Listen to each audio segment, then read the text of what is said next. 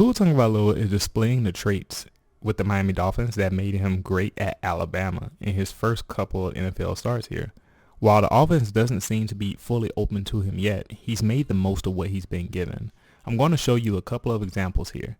And if you don't know me, my name is Brian Glaze. I'm a college football content creator analyst here on YouTube, and I break down gameplay, things that I find interesting, etc. If that sounds good to you, subscribe to the channel, click the bell, and turn on notifications in your phone settings. Yes, that does help. There are three main traits that I'm showing you today. 1, he's good at improving the play. 2, throwing with timing and accuracy. And 3, he likes giving his receivers chances in one-on-one situations. And I think you'll see that. So in the first play that I'm showing you is from the second quarter, 14 minutes and 4 seconds left in the half. It's 3rd and 10.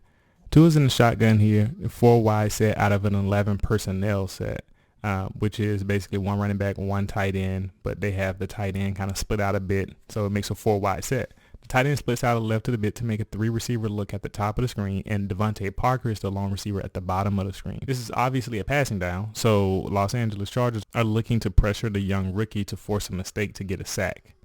They show blitz and they do blitz. The sack is a bit low and to the left a bit, so Tua doesn't quite get a handle on it and he drops it. He has to stop, stoop, scoop it up, and then throw. By the time he has picked it up and he's looking upfield again, the blitzer is rounding the edge and closing in. I'm sure he feels that. So instead of panicking or just simply jumping on the ball, Tua immediately locks onto his 1v1 with Parker and Hayward. He lofts a nice toward the back shoulder jump ball that Parker leaps up to catch.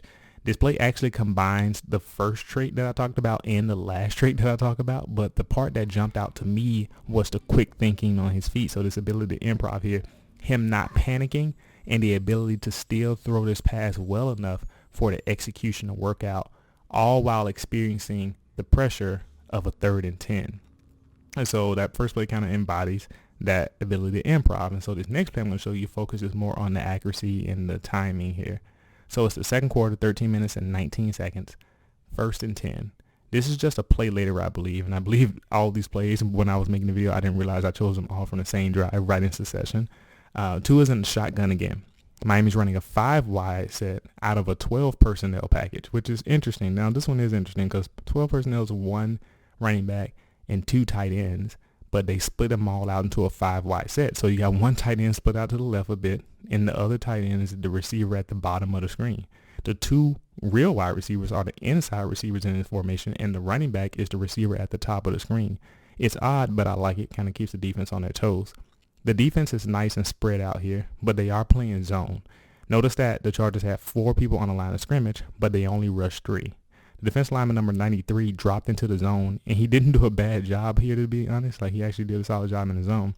Parker on the inside receiver position to the bottom of the screen runs a simple hook route across the middle of the field, and he is sandwiched between the zone of the defensive lineman number 93 and the linebacker number 56. This is where Tua decides to throw the ball. Without his timing and accuracy, this is at least a pass breakup and possibly an interception. If he waited any longer to throw this ball, he would put his receiver in danger and the ball in danger of being picked. He starts to run this ball as soon as Parker is breaking in on the route, although I would say he probably should have started throwing it before then for optimal safety here. His accuracy makes up for the timing though. Notice that he throws the ball to the right shoulder of Parker instead of directly at him. By doing this, Parker catches this ball away from the defensive lineman number 93, but he also catches it without interference from the linebacker. The pass and catch are completed before the defenders touch Parker. That's what you want to see. Any later or degree of accuracy sacrificed here, and this play is in danger, in my opinion. This is a simple, but it's a good play, and it really shows his timing and accuracy and how that affects the play overall. So now I'm going to move on to the last play I'm going to show you for today. And it's the second quarter, 12 minutes and 38 seconds left in the half. And I'm, like I was saying, all these plays are actually in a row. I think they were like really one after another, or at least maybe one or play or 2 in between them. 2nd and 2 here. Miami is in more of a traditional 11 personnel here. 3 wide receivers and 1 tight end who's more in line, more like an up back. The Chargers thought Miami would run here, as evidenced by the 8 people they have within 4 yards of the line of scrimmage. So they were selling them out. They even bite on the slight play action that Tua gives here. Both Tua and the offensive coordinator know that they have man coverage on the edges, so I'm sure this was predetermined before the snap. They know they have this 1v1 with Parker and Hayward at the bottom of the screen. As soon as the ball is snapped, Tua looks that way and snaps off a back shoulder pass. Unfortunately, Hayward plays this very well.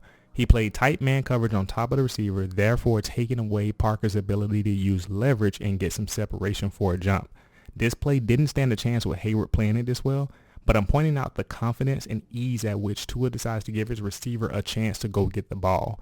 He'll make a lot of plays like this moving forward, and that just really highlights his ability to give his receiver a chance and take the one-on-one. So my question is, what do you think of Tua so far? I always tell people to calm their expectations because you never want to set up unrealistic expectations and standards, especially with the quarterback. People did it with Tua in college. They're doing it with Trevor Lawrence now. They're probably going to do it with DJ Uwangilele. And so it's just going to go on and on. In this video, I'm pointing out his ability to continue showing really great traits that lead to success and what are some of your favorite things about him. So if you enjoy this type of content, if you want to continue to see more, click on the video to the left. It shows you what the YouTube algorithm recommends what you watch from my channel, and they're usually right about that because they know your viewer habits.